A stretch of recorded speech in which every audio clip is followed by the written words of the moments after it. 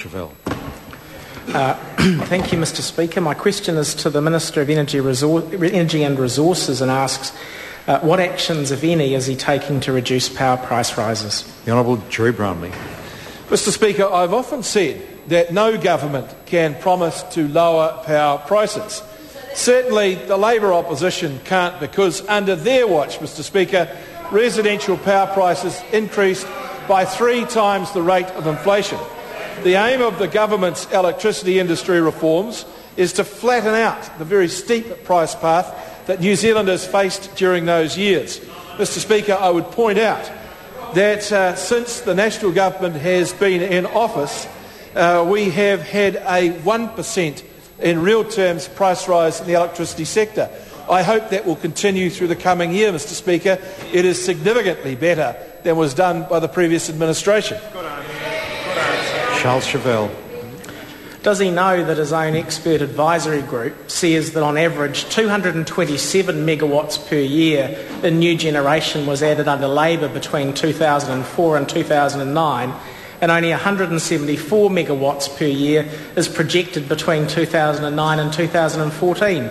Not enough, according to the Electricity Commission, to keep the lights on past 2012. The Honourable Gerry Brownlee. Yes, Mr. Speaker, but I'm also aware that those projections are somewhat determined by the ability of those proposing projects to get consent, and I'm confident that there are many of those seeking those consents or considering them waiting for the government to pass the next round of RMA legislation, which we believe will make them much more straightforward to gain consent.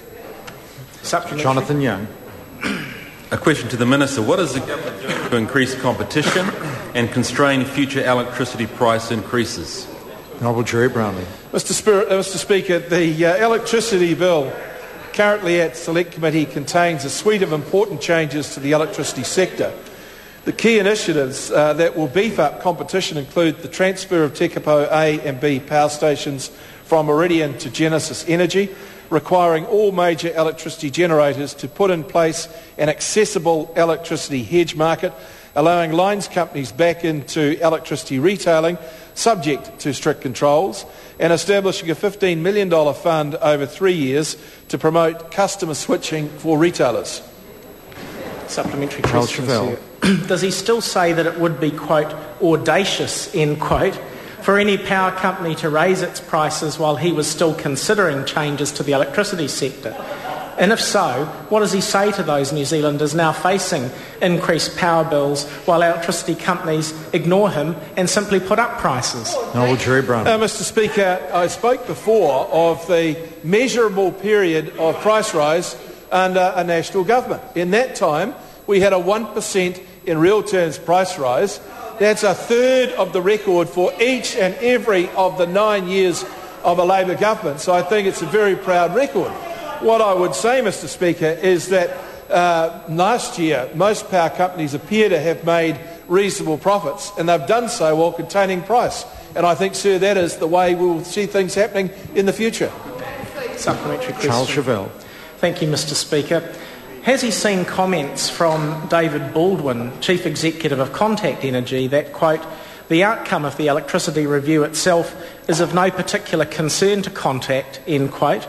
And if so, how does he expect to address issues within the electricity sector, in particular price rises, when one of the major players in the industry dismisses his reforms and increases its prices by 5%? The Honourable Gerry Brownlee. Mr. Speaker, I think the reason that Mr. Baldwin suggested the Electricity Act changes are of no consequence or concern to Contact is because they support them and because they know that they're going to be able to operate successfully within them. They're the most balanced electricity company, generating company in New Zealand, and I welcome his comments. Question, sir. Order. By my reckoning and by the advice I've received, the Labour Party has already used its 28 supplementary questions, and that's not counting the one.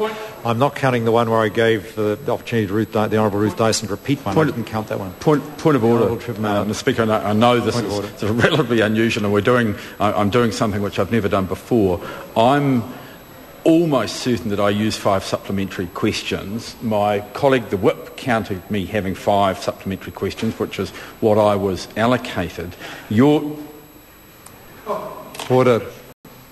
Honourable Trevor Mallard. That's the man who should have resigned, not Phil Heatley. He ripped it. Order. The member will resume his seat immediately, and that's the end of that point of order.